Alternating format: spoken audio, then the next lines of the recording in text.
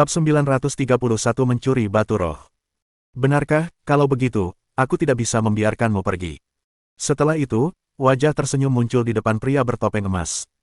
Qin Haodong menatap orang ini dan bercanda, jelek sekali, tidak heran semua orang dari Sekte Raja Hantu memakai topeng, kalau tidak, kamu akan membenci wajahmu. Anda. Pria bertopeng emas itu tidak menyangka bahwa Qin Haodong akan tiba-tiba muncul di hadapannya lagi. Dia berkata dengan muram, kamu telah membunuh begitu banyak orang dari Sekte Raja Hantu kami, apalagi yang kamu inginkan. Apakah kamu masih perlu bertanya? Tentu saja, aku akan menyingkirkan sumber masalahnya. Qin Haodong menatapnya dan berkata, jika kamu menjawab apapun yang aku tanyakan, mungkin aku akan mengampuni nyawamu. Jangan pernah berpikir tentang itu, Qin Haodong, Sekte Raja Hantu tidak akan membiarkanmu pergi. Saat dia berbicara, sedikit kegilaan tampak di wajah pria bertopeng emas itu. Tepat saat Qin Haodong hendak mengunci titik akupuntur orang ini, firasat buruk tiba-tiba muncul dari lubuk hatinya.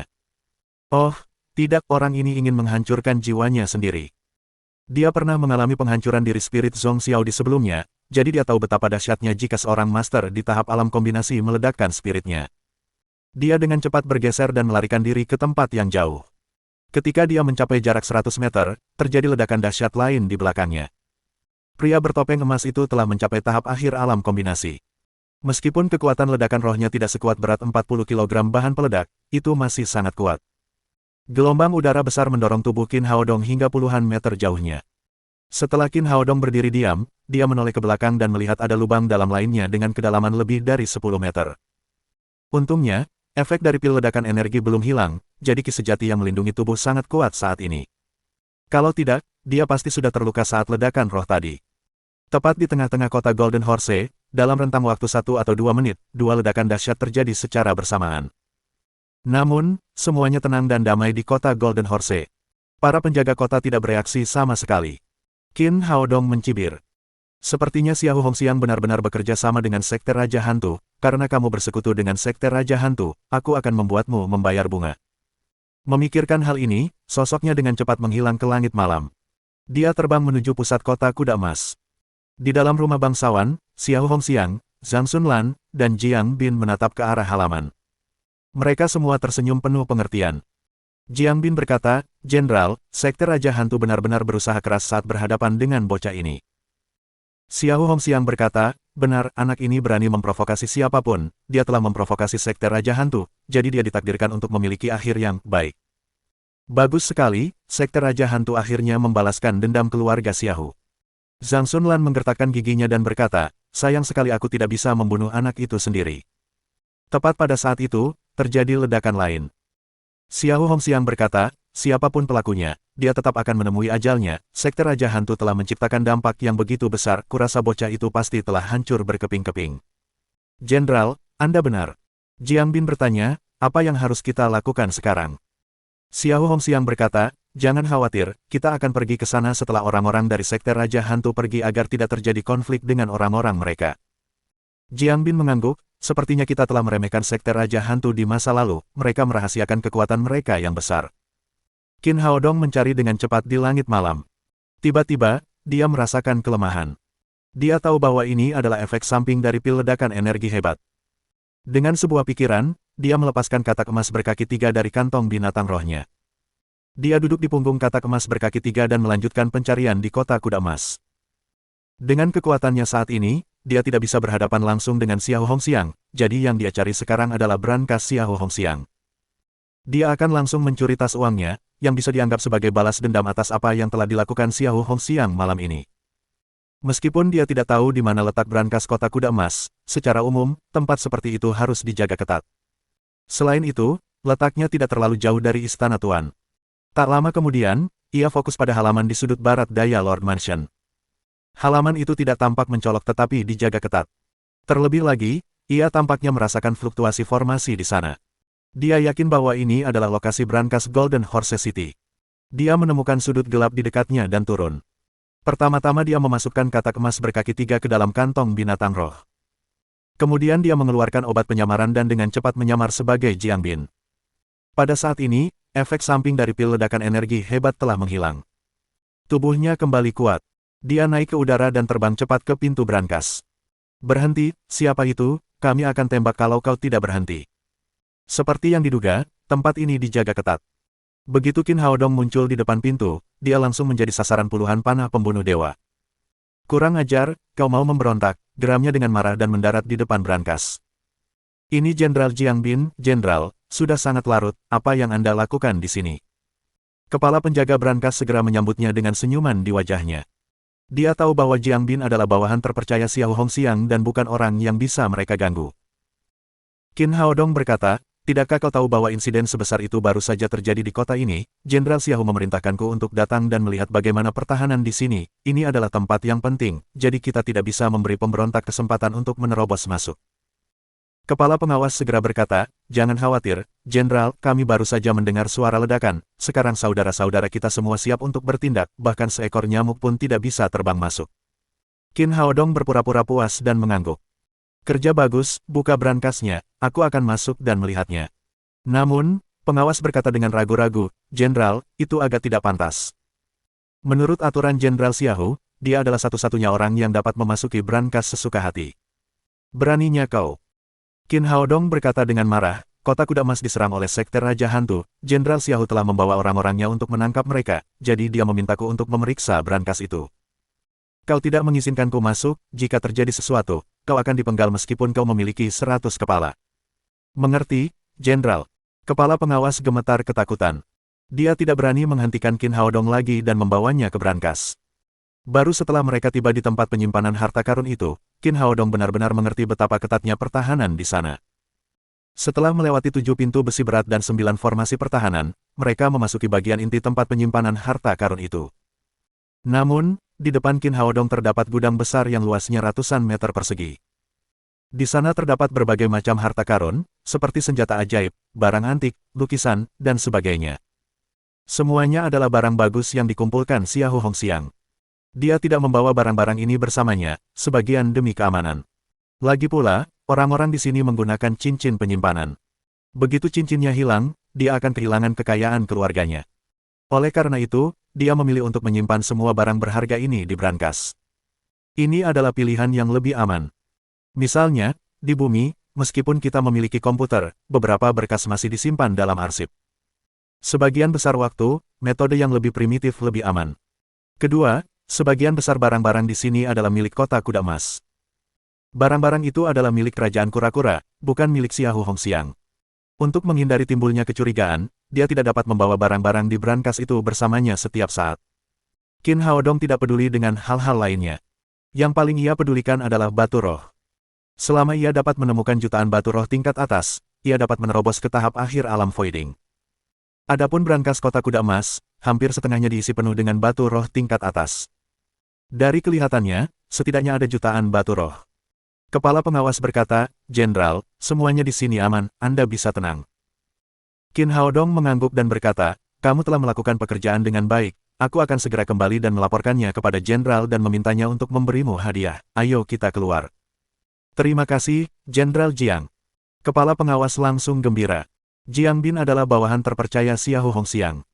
Selama dia bisa berkata baik padanya, dia pasti akan diberi hadiah. Ia berbalik dengan gembira. Tepat saat ia hendak pergi, ia merasakan pukulan di belakang kepalanya. Ia tiba-tiba pingsan dan kehilangan kesadaran. Qin Haodong menjatuhkan pengawas dan berbalik untuk berjalan menuju gudang yang dipenuhi batu roh tingkat atas. Cahaya keemasan melesat keluar dari otaknya seperti lampu sorot. Batu roh tingkat atas di bawah cahaya keemasan itu langsung dikumpulkan dan disimpan di pagoda 7 tingkat. Hanya butuh beberapa detik baginya untuk memindahkan semua batu roh tingkat atas dari gudang ke pagoda. Kemudian, ia menanggalkan pakaian pengawas dan menyamar sebagai pengawas. Kemudian ia bergegas keluar dari brankas. Setelah keluar, dua penjaga maju dan berkata, Inspektur, di mana Jenderal Jiang? Qin Haodong berkata, dia sedang memeriksa harta karun di brankas, aku harus pergi ke toilet, kamu tinggal di sini dan jaga tempat ini, aku akan segera kembali. Setelah itu, ia melangkah keluar pintu. Ia menemukan tempat yang sepi dan membersihkan obat yang menutupi wajahnya. Kemudian, ia berganti pakaian dan terbang menuju halaman. Dia telah memperoleh banyak hal selama perjalanan ke tempat penyimpanan harta karun ini, jutaan batu roh tingkat atas. Hal ini membuatnya dalam suasana hati yang sangat baik. Adapun halaman, setelah mengalami 2 ledakan berturut-turut, halaman kecil itu sudah berantakan total. Zhao Xingyue, penyihir kecil, dan yang lainnya bergegas datang begitu mendengar suara itu. Namun, mereka hanya melihat tembok-tembok yang bobrok di mana-mana ketika mereka tiba. Kadang-kadang, mereka bahkan bisa melihat beberapa potongan daging. Halaman yang awalnya bagus kini telah berkurang menjadi 2 lubang.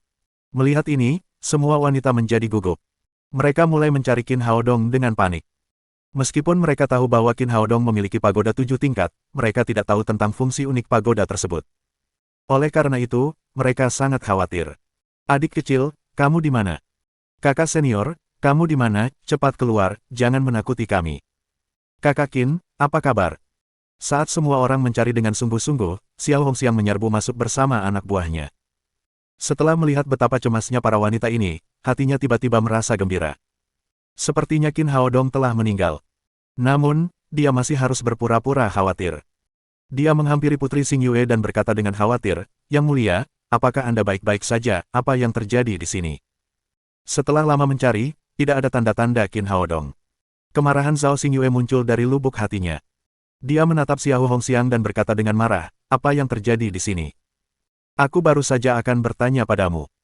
Sebagai Jenderal Kota Kuda Emas, bukankah kau mengatakan akan melindungiku? Bagaimana ini bisa terjadi begitu tiba-tiba?" Xiao Hongxiang menjawab, "Yang mulia, saya juga tidak tahu apa yang sedang terjadi. Kota Golden Horse selalu dijaga ketat, hal seperti ini belum pernah terjadi sebelumnya."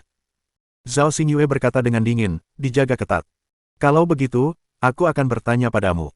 Sudah 30 menit sejak kejadian itu terjadi. Mengapa anak buahmu datang begitu terlambat?" Semakin kesal Zhao Xingyue, semakin senang pula Xiao Hongxiang. Raut wajah ketakutan dan kecemasan palsu terpancar dari wajahnya dan dia berkata, "Yang mulia, mohon maafkan saya sudah tua, saya tidur terlalu nyenyak tadi, jadi saya datang agak terlambat." Sebagai seorang putri yang tumbuh di istana, Zhao Xingyue tahu betul tentang intrik-intrik ini. Dia tahu bahwa Xiao Hongxiang pasti datang terlambat dengan sengaja. Kalau tidak, ledakan besar seperti itu bahkan akan membangunkan orang mati. Tepat saat dia hendak kambuh lagi, beberapa gadis lain berlari kembali dengan sedih. Penyihir kecil itu terisak-isak dan berkata, "Kakak Xingyue, kita masih belum bisa menemukan adik kecil, dia mungkin telah terbunuh." Bab 932 yang tak bisa dibunuh. Mendengar ini, Zhao Xingyue tiba-tiba menangis. Apakah pria ini benar-benar meninggalkannya? Sementara itu, gadis-gadis lainnya tidak dapat berbicara karena menangis. Sang penyihir kecil berkata, "Tidak peduli siapapun yang menyakiti adikku, selama aku menangkapnya, aku akan memotong-motongnya menjadi beberapa bagian dan memberikannya kepada binatang iblisku."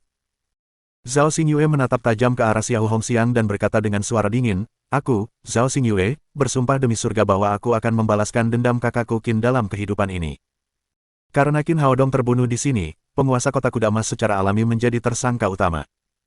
"Jangan khawatir, Yang mulia, saya pasti akan mengirim orang-orang saya untuk mencari tahu kebenarannya." Xiao Hongxiang menundukkan kepalanya karena takut akan tertawa terbahak-bahak. Meskipun dia berkata demikian, dia merasa sangat senang di dalam hatinya. Dia akhirnya membalas dendam atas saudara laki-laki dan keponakannya dengan membunuh Qin Haodong. Namun, pada saat itu, sebuah suara yang jelas berkata, "Ada apa? Aku baru saja ke toilet, mengapa kalian semua menangis? Siapa yang akan kalian balas dendam?" Zhao Xingyue menoleh dan melihat Qin Haodong berdiri di sampingnya dengan senyuman di wajahnya. "Kakak Qin, kamu belum mati," kata Zhao Xingyue. "Gadis, omong kosong apa yang kau ucapkan, aku masih hidup dan sehat, mengapa kau mengutukku untuk mati?" Penyihir kecil itu melemparkan dirinya ke pelukan Qin Haodong dan mencubit pipinya. Kemudian, dia berbalik dan berteriak kepada semua orang, "Dia nyata, bukan hantu, adikku benar-benar hidup. Gadis ini, tenang saja, tidak peduli siapa yang mati. Aku tidak akan mati." Melihat air mata di wajah gadis-gadis ini, Qin Haodong sangat terharu. Meskipun dia sudah lama tidak mengenal mereka, perasaan orang-orang ini kepadanya sangat tulus. Mereka sama sekali tidak berpura-pura sedih. Xiao Hongxiang dan Jiang Bin yang berdiri di sampingnya terkejut. Mereka mengira Qin Haodong pasti akan mati kali ini, bahkan tanpa mayat yang utuh. Tanpa diduga, dia berdiri di depan mereka, hidup dan sehat serta utuh. Begitu banyak master dari Sekte Raja Hantu telah dikirim. Halaman aslinya telah diledakkan menjadi lubang besar. Namun, mereka tetap tidak dapat membunuhnya. Dia tidak dapat dibunuh. Qin Haodong melirik Xiao Hongxiang dan berkata dengan nada bercanda, "Jenderal Xiao, Anda tampaknya tidak senang melihat saya kembali, apakah Anda sedikit kecewa?"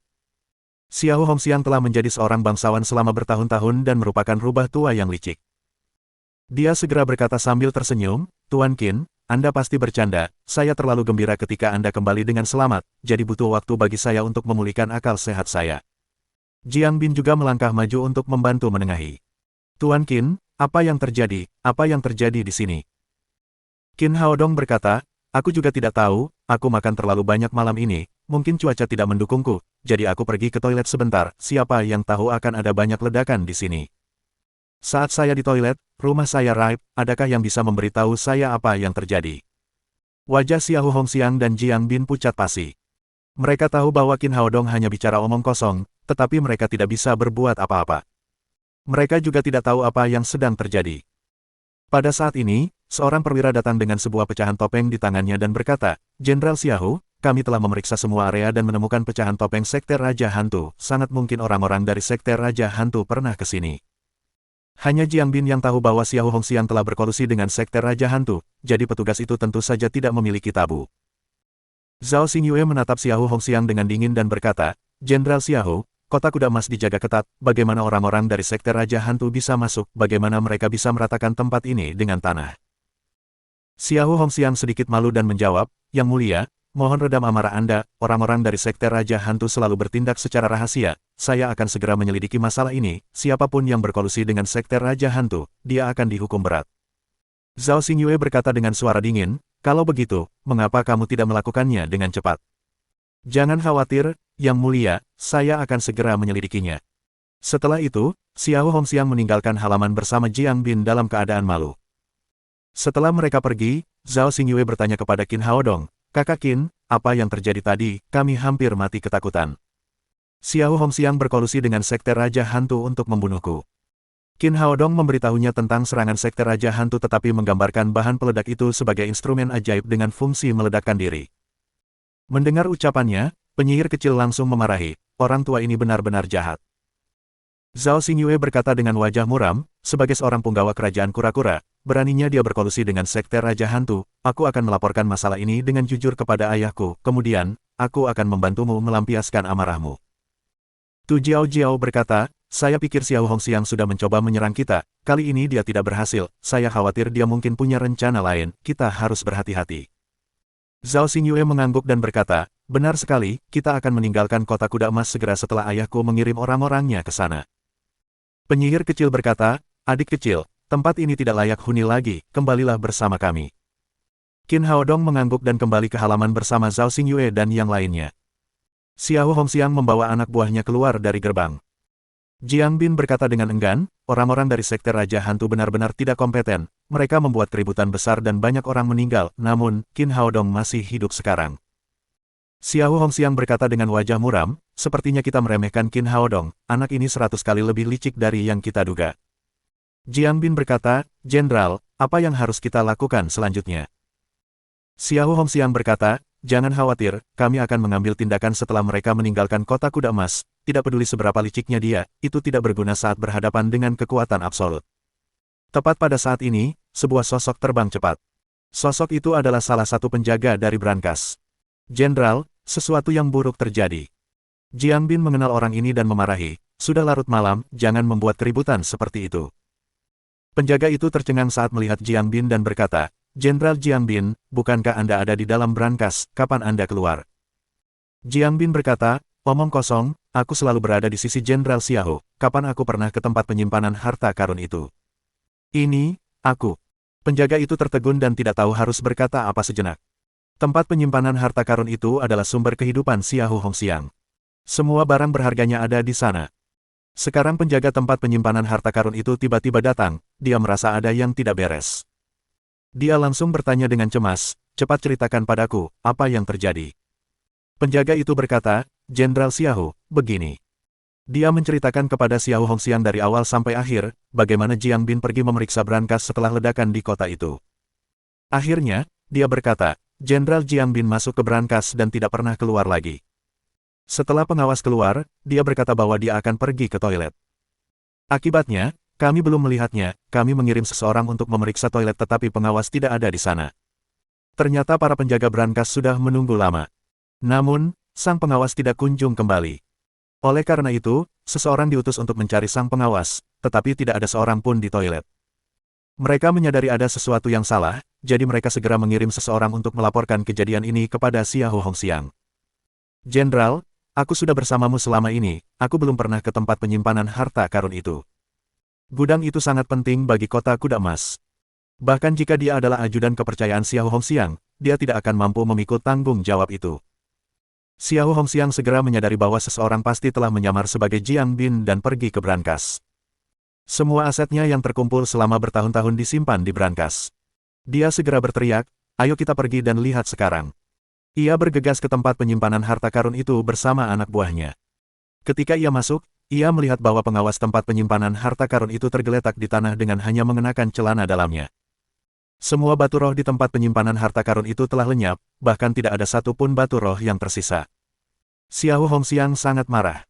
Kekayaan yang telah dikumpulkannya selama bertahun-tahun telah hilang, yang membuat hatinya berdarah.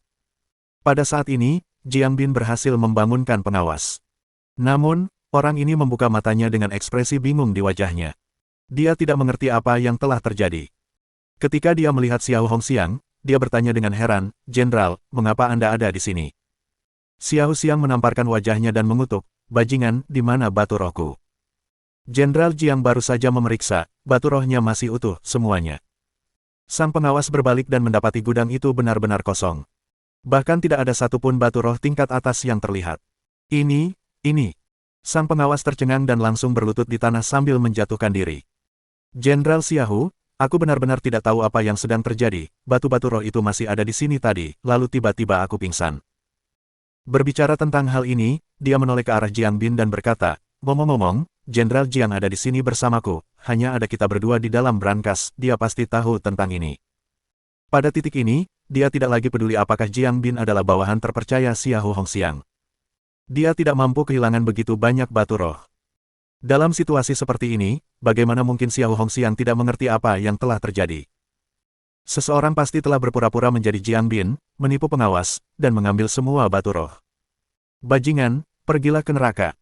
Dalam kemarahan yang amat besar, Xiao Hongxiang menendang dada pengawas itu dan membuatnya terpental. Pengawas itu menghantam dinding gudang dengan keras. Dadanya remuk. Tampaknya ia akan segera mati. Setelah membunuh pengawas, dia masih marah. Siapa yang mencuri batu rohku, jika aku menangkapnya, aku akan memotongnya menjadi beberapa bagian. Jenderal, harap tenang, sekarang bukan saatnya untuk marah. Jiang Bin melangkah maju dan berkata, yang perlu kita lakukan sekarang adalah mendapatkan kembali batu roh sesegera mungkin. Xiao Hongxiang bertanya, katakan padaku, siapa yang mencuri batu rohku? Jiang Bin berpikir sejenak dan berkata, Jenderal, jangan khawatir, mari kita analisis dengan tenang. Menurut apa yang dikatakan para penjaga tadi, seseorang berpura-pura menjadi saya dan datang ke sini setelah ledakan, Qin Haodong tidak dapat ditemukan saat itu. Xiao Hongxiang berkata, maksudmu Qin Haodong mencuri batu roh? Jiang Bin berkata, dia pasti melakukannya, Jenderal, pikirkanlah, bahkan jika orang-orang dari Sekte Raja Hantu gagal membunuhnya, dia seharusnya tetap tinggal di halaman daripada menghilang. Saat anak itu tidak ada di halaman, batu roh di brankas kami dicuri. Tidak diragukan lagi dialah pelakunya. Entah bagaimana dia terlibat dalam masalah ini. Lagi pula, orang yang mencuri batu roh itu berpura-pura menjadi dirinya, jadi dia berusaha semaksimal mungkin untuk membersihkan namanya sesegera mungkin. Kau benar, pasti anak itu, ayo kita cari dia sekarang. Setelah Xiao Hongxiang selesai berbicara, dia kembali dengan marah ke halaman bersama sekelompok bawahannya. Zhao Xingyue dan yang lainnya sedang duduk dan mengobrol di ruang tamu. Melihat Xiao Hongxiang kembali begitu cepat, Zhao Xingyue mengerutkan kening dan bertanya, Jenderal Xiao, Anda kembali begitu cepat, apakah Anda menangkap orang-orang dari Sekte Raja Hantu? Meskipun Xiao Hongxiang marah, dia masih menahan diri di depan Zhao Xingyue. Dia berkata, Yang mulia, seseorang baru saja berpura-pura menjadi Jenderal Jiang Bin dan memasuki brankas kota kuda emas. Semua batu roh di brankas telah diambil, saya datang ke sini untuk menangkap pencuri itu. Wajah Zhao Xingyue tiba-tiba menjadi muram. Dia berteriak dingin, Xiao Hongxiang, kamu sangat berani, apakah kamu curiga bahwa aku telah mencuri batu roh? Bab 933 Tahap Akhir Alam Kekosongan. Xiao Hongxiang berkata, saya tidak berani, Yang mulia, Anda adalah putri kerajaan, semua uang kerajaan adalah milik keluarga kerajaan kura-kura, mengapa Anda mencuri batu roh dari brankas? Zhao Xingyue berkata, lalu mengapa kamu membawa anak buahmu ke sini? Xiao Hongxiang berkata, Tuan Qin tidak ada di sana saat brankas itu dibobol tadi, saya rasa dialah tersangkanya, jadi saya ingin meminta konfirmasi kepada Tuan Qin. Si penyihir kecil berteriak, omong kosong, adikku selalu bersama kita, bagaimana mungkin dia mencuri batu rohmu yang kotor? Zhao Xingyue juga berkata dengan wajah muram, Jenderal Xiahou, Tuan Qin adalah temanku, tidak mungkin dia mencuri batu rohmu. Untuk hal-hal lain, Xiao Hongxiang bisa saja mengalah. Namun, ini terkait dengan jutaan batu roh di dalam brankas, jadi tentu saja dia tidak akan mengalah. Dia berkata, Yang Mulia, ketika brankas itu dibobol, keberadaan Tan Qin tidak diketahui, jadi, saya pikir teman Anda harus digeledah untuk membersihkannya dari segala kecurigaan. Setelah mendengar apa yang dikatakannya, Zhao Xingyue juga berpikir dalam hatinya. Qin Haodong memang tidak ada di halaman saat itu. Apakah dia benar-benar pergi ke brankas kota kuda emas? Namun, semakin seperti ini, semakin kuat tekadnya untuk melindungi Qin Haodong. Belum lagi brankas kota kuda emas, bahkan jika seluruh isi brankas kerajaan kura-kura dicuri, dia akan tetap berdiri di pihak Qin Haodong. Jenderal Xiahou, batu roh itu hilang dari brankas karena kelalaianmu, kau harus menangkap pencurinya secepat mungkin, daripada datang ke sini untuk memfitnah temanku. Selama aku masih di sini hari ini, tidak seorang pun boleh menyentuh kakak Qinku. Setelah itu, dia langsung berdiri dan berdiri di depan Qin Haodong. Benar sekali, tidak seorang pun boleh memfitnah saudara Qin. Kakak senior pasti telah dianiaya. Gadis-gadis lain juga berkumpul di sekitar dan melindungi Qin Haodong, yang berdiri di tengah. Mereka menatap Xiao Hongxiang dengan agresif, seolah-olah mereka akan mengambil tindakan kapan saja. Seperti Zhao Xingyue, mereka juga berpikir bahwa sangat mungkin Qin Haodong telah mencuri batu roh di brankas. Namun, semakin seperti ini, semakin mereka harus melindunginya. Melihat reaksi gadis-gadis ini, Xiao Hongxiang menjadi lebih yakin dengan spekulasinya. Cahaya tajam melintas di matanya. Yang Mulia, jika Anda bersikeras melindunginya, jangan salahkan saya karena menyinggung Anda. Zhao Xingyue membentak, berani sekali kau ingin menyerangku. Yang Mulia, saya tidak akan berani tidak menghormati Anda, namun, ini terkait dengan properti kerajaan, saya harus memenuhi tugas saya, jika tidak, saya tidak akan dapat menjelaskannya kepada Raja. Xiao Hongxiang berbicara dengan benar dan berpura-pura setia kepada kerajaan. Dia kemudian melambaikan tangan ke arah Jiang Bin di belakangnya. Geledah dia. Ya. Jiang Bin menjawab dan segera memerintahkan bawahannya untuk mengepung Zhao Xingyue dan yang lainnya. Tu Jiao Jiao, Murong Jinghong, dan yang lainnya menghunus pedang mereka. Pertarungan besar akan segera terjadi antara kedua belah pihak. Semuanya, harap tenang. Qin Haodong melangkah maju dan berjalan ke sisi Zhao Xingyue. Yang Mulia, kaki yang lurus tidak takut pada sepatu yang bengkok. Karena Jenderal Xiahou ingin menggeledah saya, biarkan saja dia yang melakukannya. Ini. Zhao Xingyue ragu sejenak sebelum berkata, aku tidak akan pernah membiarkan siapapun memfitnah temanku dalam hal apapun. Sambil berbicara, dia menatap Qin Haodong dengan bingung. Matanya penuh dengan pertanyaan. Itu berarti jika Qin Haodong benar-benar mencuri batu roh dari brankas, dia tidak akan bisa membiarkan orang menggeledahnya. Jangan khawatir, Yang Mulia, apa yang hilang dari brankas itu tidak ada hubungannya denganku. Qin Haodong berkata sambil menatap Xiao Hongxiang dan Jiang Bin, kalian berdua benar-benar curiga bahwa aku mencuri batu roh dari brankas itu, kalian boleh menggeledahku jika kalian mau, tetapi kalian harus membayar sesuatu untuk melakukan itu. Xiao Hongxiang berkata, apa yang kamu inginkan?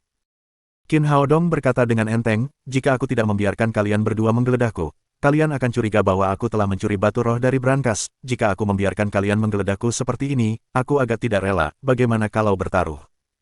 Apa yang ingin Anda pertaruhkan, Tuan Qin? Tanya Xiao Hongxiang. Qin Haodong berkata, jika kamu menemukan batu roh yang kamu cari pada diriku, aku akan segera mengaku bersalah, hidupku adalah milikmu, kamu dapat membunuhku atau menyiksaku sesukamu. Jika kau tidak dapat menemukannya, keluarkan 20.000 batu roh tingkat atas sebagai kompensasi karena telah menghancurkan reputasiku, bagaimana menurutmu, Jenderal Xiahou? Melihat ekspresi percaya diri Qin Haodong, Xiao Hongxiang ragu sejenak. Apakah anak ini benar-benar tidak mencuri batu roh di brankas? Jiang Bin melangkah maju dan berkata dengan suara pelan, Jenderal Xiahou, anak ini hanya menggertak, dia hanya mencoba menipu kita, aku 100% yakin bahwa dia mencuri batu roh di brankas. Xiao Hongxiang menggertakkan giginya. Dia tidak ingin berhadapan dengan Zhao Xingyue kecuali dia tidak punya pilihan lain. Akhirnya, dia berkata, karena Tuan Qin ingin bertaruh, aku akan bertaruh denganmu. Qin Haodong berkata, baiklah, Jenderal Xiahou, tolong keluarkan 20.000 batu roh tingkat atas terlebih dahulu dan berikan kepada putri yang akan menjadi notaris taruhan. Setelah berkata demikian, Xiao Hongxiang mengeluarkan 20.000 batu roh tingkat atas dari cincin penyimpanannya dan menyerahkannya kepada Zhao Xingyue. Yang Mulia, Ini adalah kesepakatan yang adil antara saya dan Tuan Qin, jika kita benar-benar menemukan sesuatu nanti, mohon jangan mempersulit saya. Zhao Xingyue melirik Qin Haodong. Melihat Qin Haodong mengangguk padanya, dia berkata, baiklah, aku akan melakukannya dengan adil. Xiahou Hongxiang menoleh ke Qin Haodong dan berkata, Tuan Qin, giliranmu. Ada jutaan batu roh tingkat atas di dalam brankas, bertumpuk seperti bukit. Dia tentu tidak menyangka Qin Haodong akan menaruhnya di sakunya. Batu roh itu pasti ada di cincin penyimpanannya. Qin Haodong tersenyum. Kemudian dia melepaskan cincin penyimpanan dari tangannya dan melemparkannya ke Xiahou Hongxiang. Ketika dia berada di dalam brankas, dia sudah meramalkan bahwa ini akan terjadi. Dia tidak hanya meletakkan batu roh langsung ke pagoda 7 tingkat tetapi benda-benda di cincin penyimpanannya juga dipindahkan ke pagoda. Tidak ada apapun di cincin penyimpanannya kecuali ratusan batu roh tingkat atas saat ini. Xiahou Hongxiang mengambil cincin penyimpanan itu. Dia melirik Qin Haodong dan kemudian memindainya dengan indera ilahinya. Ketika dia melihat hasilnya, ekspresinya tiba-tiba berubah. Tidak ada apa-apa di dalamnya. Benarkah Qin Haodong tidak mencuri batu roh dari brankas? Melihat ekspresi Xiahou Hongxiang, Jiang Bin sudah tahu hasilnya. Ekspresinya tiba-tiba berubah juga. Qin Haodong tersenyum dan berkata, Jenderal Xiahou, jika Anda masih tidak percaya, Anda dapat menggeledah saya. Sambil berbicara dia menggoyangkan lengan bajunya dan menepuk-nepuk sakunya. Kamu pasti telah mencuri batu roh dari brankas dan menyembunyikannya, kata Jiang Bin. Qin Haodong menatapnya dan berkata, Jenderal Jiang, ucapanmu sangat tidak pantas, bukan, kamu bilang aku mencurinya tanpa bukti, aku juga bisa bilang kamu yang mencurinya. Jiang Bin sangat marah hingga wajahnya memerah. Tepat saat dia hendak menyerang, Zhao Xingyue berteriak, Jiang Bin, apa yang kamu lakukan? Kita sudah sepakat bertaruh, sebagai notaris, saya merasa kamu tidak menganggap saya serius. Dulu dia memihak Qin Haodong, jadi sekarang dia lebih percaya diri. Xiahou Hongxiang menghentikan Jiang Bin, lalu melangkah maju dan berkata, maaf, Yang Mulia, kami baru saja salah paham, sekarang saya akan meminta maaf kepada Tuan Qin. Dia mengembalikan cincin penyimpanan itu kepada Qin Haodong dan berkata, maaf mengganggu Anda, Tuan Qin, saya mengaku kalah, 20.000 batu roh tingkat atas itu milik Anda. Setelah itu, dia membungkuk lagi kepada Zhao Xingyue, lalu meninggalkan halaman bersama anak buahnya. Setelah kembali ke istana Tuan, Jiang Bin berkata, Jenderal Xiahou, apakah kita akan membiarkannya begitu saja? Menurut pendapatku, batu roh dari brankas itu pasti telah dicuri oleh bocah itu, dia menyembunyikannya di suatu tempat, mungkin batu roh itu ada di dalam cincin Zhao Xingyue. Xiahou Hongxiang berkata dengan wajah muram, anak itu jelas tersangka yang kuat, namun, pernahkah kau berpikir bahwa ada kemungkinan sekte Raja Hantu yang melakukannya? Jiang Bin membeku. Sekte Raja Hantu sangat kuat. Jika mereka ingin melakukannya, mereka memiliki kemampuan. Dia berkata, Jenderal Xiahou, apa yang harus kita lakukan sekarang? Haruskah kita melepaskan Qin Haodong? Xiahou Hongxiang berkata, kami tentu tidak akan membiarkannya pergi begitu saja. Menurut perkiraanku, orang-orang dari kota kura-kura akan datang besok untuk menjemput Zhao Xingyue. Kami akan segera mengambil tindakan begitu mereka meninggalkan daerah sekitar kota Kuda Emas. Kita tidak hanya akan membunuh Qin Haodong, tetapi kita juga akan mendapatkan semua cincin penyimpanan mereka. Pada saat itu, baik batu roh yang dicuri maupun batu roh mereka akan menjadi milik kita. Jiang Bin langsung mengacungkan jempolnya dan berkata dengan wajah memuja, Jenderal Xiahou, Anda benar-benar berbakat dan berani, saya sangat mengagumi Anda. Xiahou Hongxiang berkata, kirim seseorang untuk segera menutup kota, semua orang hanya bisa masuk tetapi tidak bisa keluar, kita tidak bisa membiarkan Qin Haodong melarikan diri. Pada saat yang sama, selidiki dengan ketat orang-orang dari Sekte Raja Hantu. Jika masalah ini benar-benar dilakukan oleh mereka, kita harus mendapatkan kembali batu roh kita dengan cara apapun. Jiang Bin mengangguk dan berkata, baiklah, Jenderal, saya akan pergi dan mengaturnya sekarang. Adapun orang-orang di halaman, setelah Xiahou Hongxiang pergi, semua orang berkumpul untuk berdiskusi sejenak sebelum kembali ke kamar masing-masing untuk beristirahat.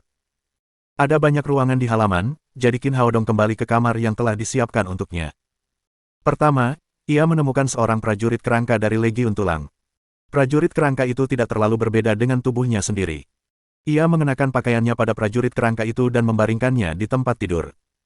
Kemudian ia memasuki pagoda 7 lantai sendirian. Berbagai material yang dibawanya dari bumi ditempatkan di lantai 6. Batu roh tingkat atas yang dicuri ditempatkan di lantai 7, yang membuat ki spiritual di sini begitu padat sehingga hampir bisa membentuk kolam air spiritual. Xiahou Hongxiang dan yang lainnya kini menatapnya dengan penuh nafsu dan orang-orang dari Sekte Raja Hantu dapat muncul kapan saja. Prioritas utamanya adalah meningkatkan kultivasinya sesegera mungkin. Dia duduk bersila di tengah-tengah pagoda dan mulai berkultivasi untuk naik ke tahap akhir dari alam kekosongan. Berdasarkan metode kultivasinya saat ini, kecepatan peningkatannya memang puluhan atau bahkan ratusan kali lebih cepat daripada orang biasa. Begitu dia berhasil, kekuatannya juga tak tertandingi. Dia akan menjadi tak terkalahkan di alam yang sama. Namun, konsumsi batu roh akan sangat besar. Ketika dia membuka matanya lagi, ki sejati dalam tubuhnya melonjak. Dia telah mencapai tahap akhir alam kekosongan. Namun, ketika dia melihat sekeliling, saat ini hanya tersisa beberapa ribu Spirit Stone. Awalnya, ada jutaan Spirit Stone tingkat atas di sini. Meskipun dia merasa senang, Qin Haodong tidak dapat menahan rasa khawatirnya. Dia baru saja mencapai tahap akhir alam voiding dan telah menggunakan begitu banyak batu roh tingkat atas. Bagaimana dengan alam kombinasi? Tampaknya dia hanya dapat mengandalkan mata air roh kerajaan kura-kura. Setelah kultivasinya selesai, dia kembali ke kamarnya lagi. Keesokan paginya, setelah sarapan, penyihir kecil berkata, "Di sini terlalu membosankan, kita sudah sampai di kota kuda emas, tetapi kita tidak bisa pergi kemanapun, apa bedanya kita dengan para tahanan?"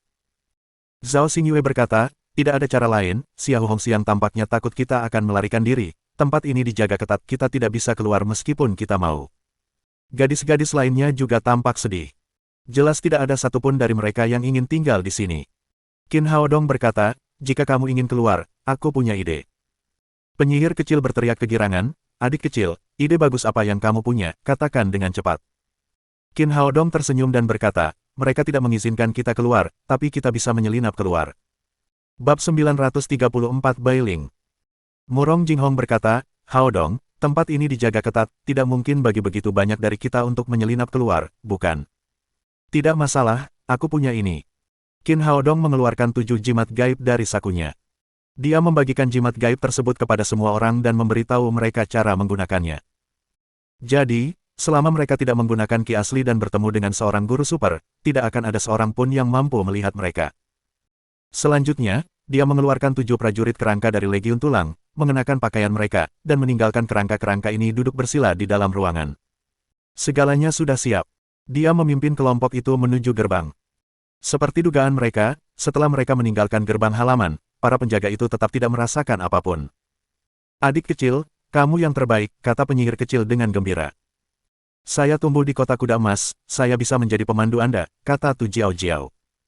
Sang penyihir kecil berkata, "Kakak Tu, apakah ada makanan enak di sini?" "Tentu saja, kota kuda emas adalah kota terbesar kedua di kerajaan kura-kura, ada banyak makanan lezat di sini." Setelah itu, Tu Jiao Jiao memimpin semua orang ke jalan makanan ringan. Tempat ini benar-benar layak menjadi kota terbesar kedua di kerajaan kura-kura. Orang-orang berlalu lalang di jalan. Sangat sibuk. Penyihir kecil mengambil sejumlah uang dari Qin Haodong dan mulai mencicipi berbagai makanan ringan di jalan, satu demi satu. Namun, tak lama kemudian, ketertarikan di wajahnya menghilang. "Tidak enak, rasanya sama sekali tidak enak, barang-barang milik adikku masih yang terbaik." Meskipun ada banyak makanan ringan di sini, dari segi rasa, makanan itu tidak dapat dibandingkan dengan makanan huaxia yang dibawa Qin Haodong. "Adik kecil, aku ingin permen manis," teriak penyihir kecil pada Qin Haodong. "Ini dia." Qin Haodong terdiam beberapa saat. Untungnya, dia punya cukup persediaan. Kalau tidak, semua makanannya pasti sudah dimakan oleh si pencinta makanan ini.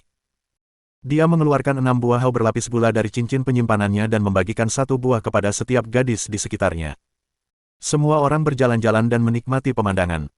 Setelah setengah hari, mereka telah menjelajahi sebagian besar kota Golden Horse. Ini juga pertama kalinya bagi Qin Haodong mengunjungi kota benua Lingwu. Awalnya, dia bersemangat, tetapi kemudian dia perlahan kehilangan minat. Selain seni bela diri yang sangat maju, aspek lainnya sungguh tidak dapat dibandingkan dengan bumi. Dalam hal makanan, budaya, dan hiburan, benua ini berada pada level yang lebih rendah dari bumi. Tepat saat ia merasa bosan, tiba-tiba alunan musik merdu terdengar di telinganya. Seorang gadis bersuara merdu tengah menyanyikan sebuah lagu daerah yang tidak dikenalnya. Kedengarannya bagus. Qin Haodong mendongak. Suara itu berasal dari kedai teh. Dia berkata kepada semua orang, "Ayo pergi ke kedai teh." "Baiklah, aku haus sekarang," jawab penyihir kecil dan menjadi orang pertama yang berlari ke kedai teh. Yang lain mengikutinya. Rumah teh ini sangat besar, dengan balok-balok berukir dan rangka atap yang dicat. Tempat ini dapat dianggap sebagai tempat dengan dekorasi paling mewah di seluruh kota Golden Horse. Di tengah-tengah rumah teh berdiri seorang gadis tinggi dengan rambut dikepang besar. Dialah yang menyanyikan lagu indah itu. Di sebelahnya duduk seorang pria tua kurus berusia 60-an atau 70-an yang sedang memainkan gukin di sampingnya. Setelah mereka naik ke atas, seorang pelayan segera berlari dan meminta mereka untuk duduk di meja terdekat.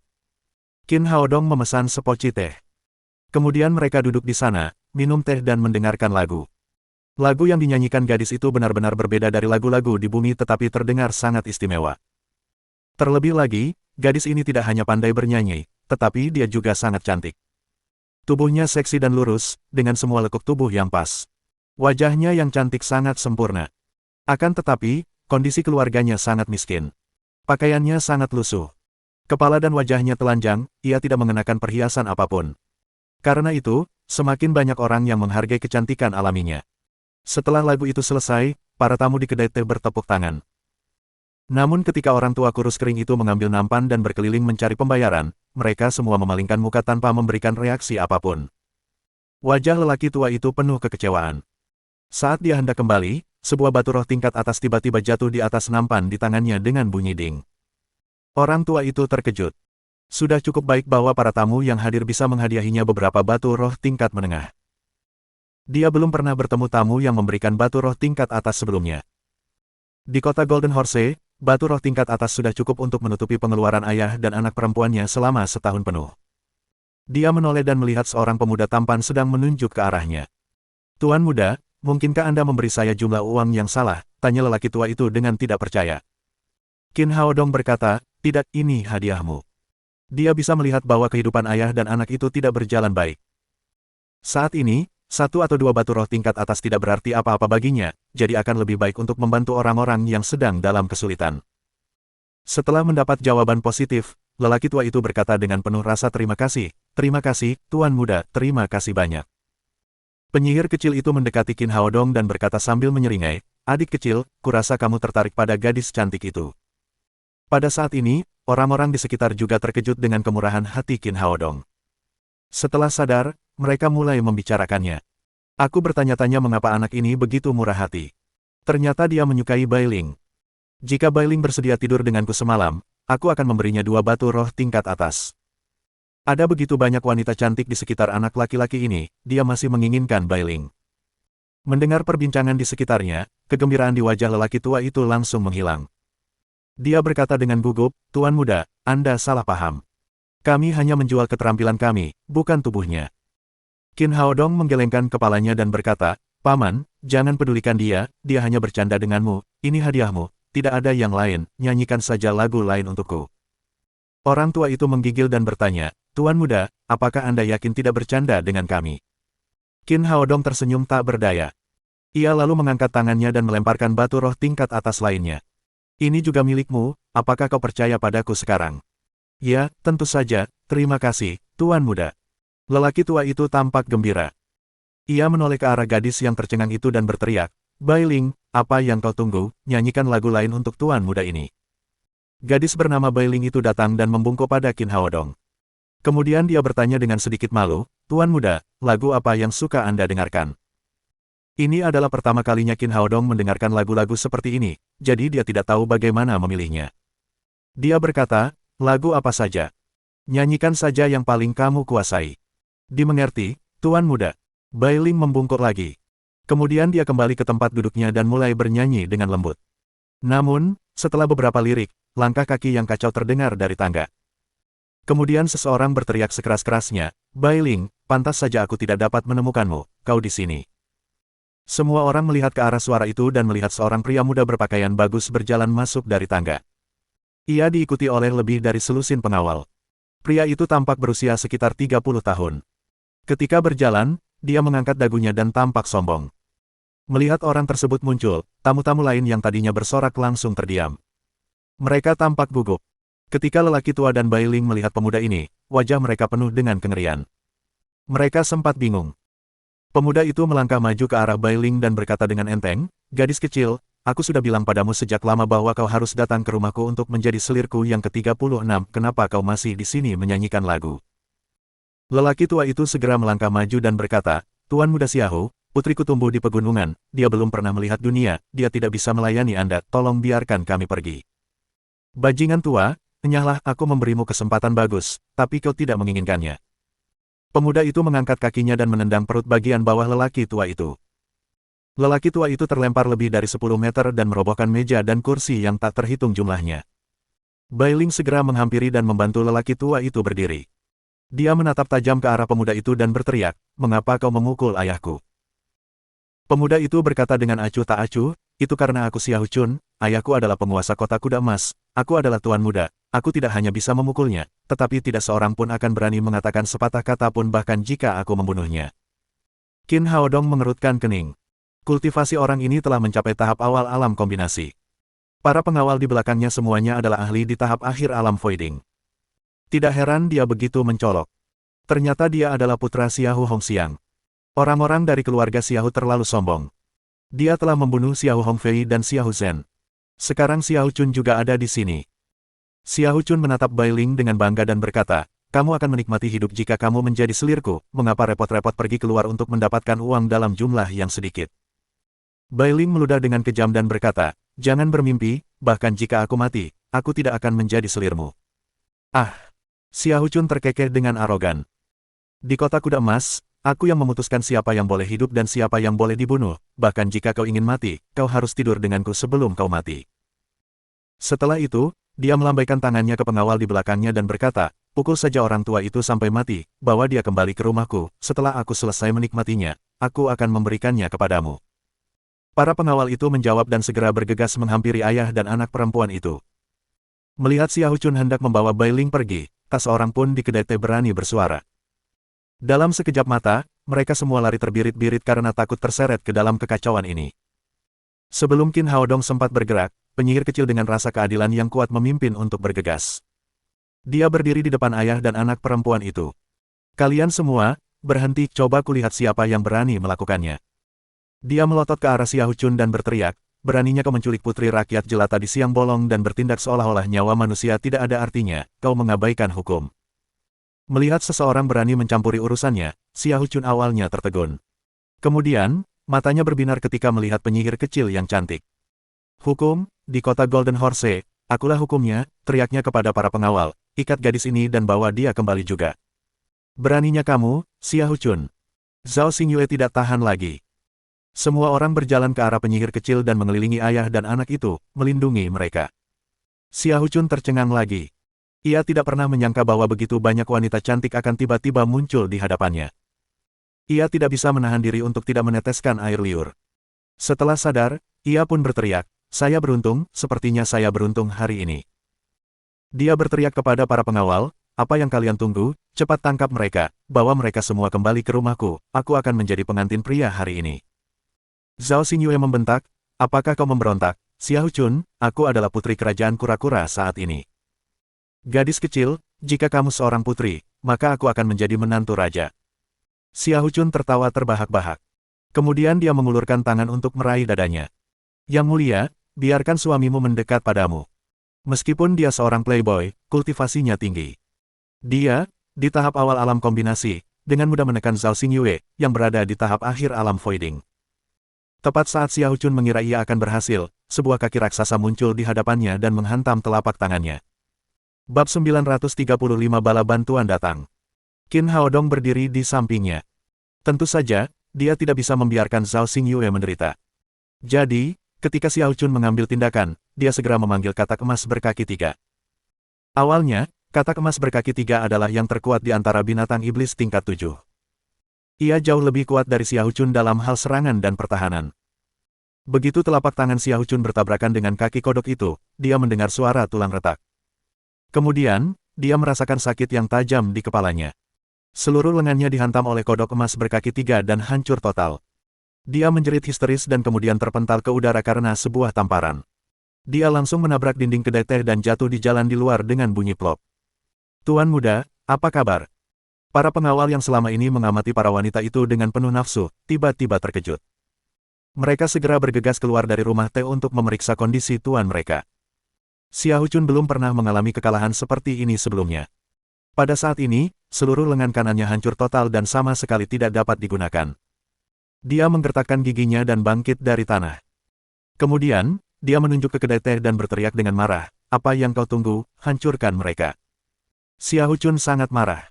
Para pengawal tidak berani menentang perintahnya. Ketika mereka hendak kembali ke kedai teh, Qin Haodong keluar bersama para wanita. Dia tahu bahwa generasi kedua ini adalah putra Xiahou Hongxiang, jadi dia tidak menyuruh katak emas berkaki 3 untuk membunuhnya sekarang. Bagaimanapun, ini adalah kota kuda emas. Itu adalah kota Xiahou Hongxiang. Mereka akan berada dalam masalah jika mereka memprovokasi Xiahou Hongxiang. Bunuh bajingan itu, cepat bunuh dia. Xiahou Chun menunjuk ke arah Qin Haodong dan berteriak dengan marah. Para pengawal menyerbu ke depan dan menyerang Qin Haodong dan yang lainnya. Namun, dengan kodok emas berkaki 3 yang besar, orang-orang ini sama sekali tidak memiliki keuntungan. Kodok emas berkaki 3 dengan mudah menamparkan mereka. Melihat bawahannya tak sebanding dengannya, Xiahou Chun mengeluarkan anak panah bersiul dan melesatkannya ke udara. Setelah suara renyah, sekumpulan kembang api merah meledak di udara dan akhirnya berubah menjadi kata "tolong". Panah bersiul ini dibuat khusus untuk putranya oleh Xiahou Hongxiang. Panah ini hanya akan digunakan saat nyawanya dalam bahaya. Namun, dia adalah tuan muda kota kuda emas. Biasanya, tidak ada yang berani menyinggung perasaannya. Ditambah lagi, fakta bahwa kultivasinya berada pada tahap awal alam kombinasi, dia belum pernah menggunakan panah penyelamat hidup ini sebelumnya. Ini adalah pertama kalinya baginya menggunakan panah bersiul ini hari ini. Pada saat ini, penyihir kecil telah menyelesaikan pemanggilannya. 6 anjing neraka keluar dari gerbang kehidupan. Qin Haodong sedikit terkejut. Kapan kemampuan memanggil gadis ini menjadi begitu andal? Dia telah memanggil Hellhound 3 kali berturut-turut. Si penyihir kecil berkata dengan gembira, "Adik kecil, aku akan memberi pelajaran pada orang jahat ini hari ini, aku akan memastikan dia tidak akan berani keluar dan menindas orang lain di masa depan." Qin Haodong berkata, "Hati-hati jangan sampai membunuhnya." "Aku mengerti," jawab penyihir kecil. Kemudian dia memerintahkan anjing nerakanya untuk menyerang Xiahou Chun dan berteriak dengan penuh semangat, "Gigit dia dengan keras." Gadis ini selalu bermimpi untuk menjadi seorang yang sopan. Hari ini, dia akhirnya mendapatkan kesempatan ini, jadi dia tidak akan melepaskannya begitu saja. Biasanya, Xiahou Chun, yang berada di tahap alam kombinasi, tidak akan peduli sama sekali dengan anjing neraka. Namun saat ini, ia kehilangan satu lengan dan lebih dari setengah kultivasinya. Di hadapan para Hellhound yang sangat ganas ini, ia segera berteriak kepada anak buahnya, "Kalahkan binatang buas ini untukku." Sayang sekali pengawalnya terluka parah saat ini oleh katak emas berkaki 3. Tulang dan urat mereka patah. Hanya 2 atau 3 pengawal yang masih bisa melindunginya. Namun, kultivasi orang-orang ini baru berada pada tahap akhir alam voiding. Mereka tidak dapat menghentikan 6 Hellhound yang ganas seperti harimau. Dalam sekejap mata, mereka digigit dengan parah. Di bawah komando penyihir kecil, anjing neraka membuka lebar ketiga mulutnya dan menerjang lengan kiri Xiahou Chun. Binatang sialan, enyahlah. Xiahou Chun hanya memiliki satu tangan yang tersisa.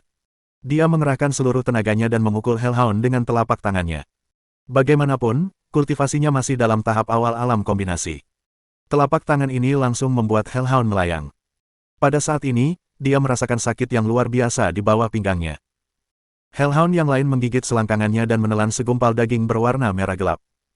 Xiahou Chun kembali melolong memilukan. Ia mencengkeram selangkangannya dengan satu-satunya tangannya dan terus menggeliat di tanah.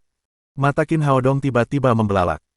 Dia telah memberitahu penyihir kecil untuk tidak membunuh Xiahou Chun tetapi sekarang dia langsung menjadikannya seorang kasim. Mereka dalam masalah. Tepat pada saat ini, beberapa ribu sosok melesat dari arah Lord Mansion. Mereka seperti awan gelap besar yang menutupi langit dan matahari. Orang-orang yang memimpin adalah Xiahou Hongxiang dan Jiang Bin. Mereka diikuti oleh 3.000 tentara bersenjata lengkap. Rakyat jelata telah mengawasi dari jauh dan bersembunyi ketika mereka melihat pasukan datang berbondong-bondong. Setiap orang dari mereka menutup pintu. Tidak ada seorang pun yang terlihat di jalan. Siapa yang berani menyentuh anakku? Dengan suara gemuruh, Xiahou Hongxiang turun dari langit dan mendarat di samping Xiahou Chun. Ia kemudian membunuh Hellhound di dekatnya dengan pedangnya. Matanya tiba-tiba membelalak saat melihat penampilan Xiahou Chun yang menyedihkan. Lengan kanannya hancur total dan tergantung lemas di sisinya, seperti segumpal daging. Selangkangannya berlumuran darah, seolah ada sesuatu yang hilang. Siapa yang melakukan ini? Xiahou Hongxiang mengeluarkan suara gemuruh yang menggetarkan bumi. Dia hanya memiliki seorang putra dan putra ini lahir ketika dia sudah cukup tua. Jelas dia memanjakan putranya secara berlebihan dan memberinya apapun yang dia inginkan. Terlebih lagi, Xiahou Chun sangat berbakat. Ia telah melangkah ke alam kombinasi pada usia 30 tahun. Awalnya, ia telah menaruh semua harapannya pada putranya yang jenius. Namun, semuanya telah berakhir sekarang. Dia kehilangan lengan kanannya, kultivasinya, dan yang terpenting, perhiasan keluarganya. Dia bahkan tidak bisa menjadi seorang pria, jadi bagaimana mungkin Xiao Hongxiang tidak marah? Dia melangkah maju 2 langkah untuk membantu Xiao Chun berdiri. Bagaimana kabarmu, nak, siapa yang melakukan ini? Ayah, akhirnya kau di sini. Xiao Chun akhirnya melihat keluarganya dan ia melemparkan dirinya ke pelukan Xiao Hongxiang dan menangis. Ayah, kau harus membalaskan dendamku. Jangan menangis, nak, siapa yang melakukan ini, cepat ceritakan padaku, kata Xiao Hongxiang dengan tatapan membunuh. Anak laki-laki itu dan para jalan itu. Xiao Chun mengangkat tangannya dan menunjuk Qin Haodong dan yang lainnya. Ketika Xiao Hongxiang menerima sinyal bahwa nyawa putranya dalam bahaya, ia segera mengumpulkan orang-orangnya dan bergegas ke sana. Baru pada saat itulah ia melihat Qin Haodong, Putri Xingyue, dan yang lainnya berdiri di sampingnya. Ini, kamu. Dia tidak pernah menyangka bahwa Putri Xingyue, yang seharusnya tinggal di halaman, akan muncul di sini dan melumpuhkan putranya. Ya, kami melakukannya. Qin Haodong berkata, Xiao Hongxiang, putramu secara terbuka menculik gadis-gadis sipil dan sang putri, menurutmu apa hukuman yang pantas untuknya? Pada saat ini, meskipun dia tampak tenang, dia sebenarnya sedang gelisah. Bagaimanapun, ini adalah kota kuda emas, wilayah Xiao Hongxiang. Akan lebih mudah untuk berhadapan dengan Xiao Hongxiang dan Jiang Bin. Lagi pula, dia memiliki katak emas berkaki 3, yang dapat mengalahkan semua master di bawah tahap alam kombinasi. Yang menyusahkan adalah 3.000 prajurit yang menatap mereka dengan penuh nafsu membunuh. Panah pembunuh dewa di tangan mereka memberinya tekanan besar. Tidak diketahui terbuat dari apa benda ini. Bahkan saat ia berhadapan dengan senapan runduk, ia tidak merasakan tekanan sebesar itu. Zhao Xingyue tahu bahwa sudah waktunya baginya untuk berdiri. Dia melangkah ke kerumunan dan berteriak, Xiao Hongxiang, putramu masih ingin membawaku dengan paksa ke rumahnya setelah dia mengetahui identitasku. Tampaknya keluarga Xiaomu benar-benar tidak menganggap serius keluarga kerajaan kura-kura. Xiao Hongxiang tidak menundukkan kepalanya untuk mengakui kesalahannya kali ini. Dia bisa mentolerir kematian saudara laki-laki dan keponakannya. Dia bisa mentolerir ketika istrinya, Zhang Xunlan, dipukuli. Namun, putranya kini lumpuh total. Ia telah mencapai batas kesabarannya.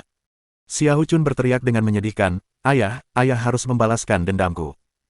Jangan khawatir, aku akan menegakkan keadilan untukmu. Xiao Hongxiang dengan lembut menurunkannya dan memerintahkan seseorang untuk membawanya kembali ke rumahnya untuk dirawat. Kemudian dia berdiri dan berjalan menuju Putri Xingyue, selangkah demi selangkah. Pada saat itu, wajahnya tampak menyeramkan. Matanya berwarna merah darah. Matanya dipenuhi cahaya ganas yang tampaknya mampu melahap orang lain. Setiap kali dia melangkah, jalan yang dilapisi batu bata itu hancur berantakan, pertanda kemarahan di dalam hatinya sudah mencapai batasnya.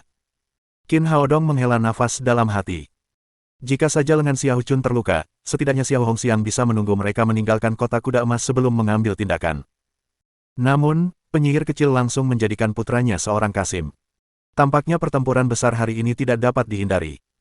Meskipun dia memiliki pagoda 7 tingkat dan dapat membawa semua orang untuk bersembunyi di dalamnya pada saat kritis, ini adalah kartu truf terakhirnya. Tidak ada gunanya baginya untuk mengeluarkannya seperti ini. Tingkah laku Xiao Hongxiang yang tidak biasa membuat semua orang tertekan. Penyihir kecil tahu bahwa dia telah menyebabkan malapetaka. Dia ingin memanggil binatang iblis yang kuat untuk membantunya. Sayangnya, gerbang kehidupan ditutup. Dia tidak bisa lagi menggunakannya hingga 10 menit berlalu. Putri Xingyue berkata dengan sedikit gugup, apa yang akan kamu lakukan?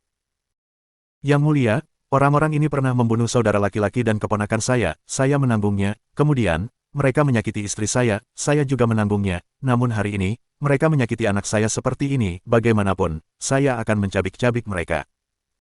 Putri Xingyue membentak, jangan pernah berpikir tentang itu, semua hal ini hanya menunjukkan bahwa keluarga Xiaomu tidak dikelola dengan baik, kau tidak bisa menyalahkan orang lain. Xiao Hongxiang berkata dengan mata menyala-nyala, aku tidak peduli, yang kutahu mereka telah melumpuhkan anakku dan kita tidak akan punya keturunan lagi. Melihat Xiao Hongxiang yang seperti binatang buas, Putri Xingyue masih cukup gugup. Namun, demi sahabat dan kekasihnya, dia tidak akan menyerah begitu saja.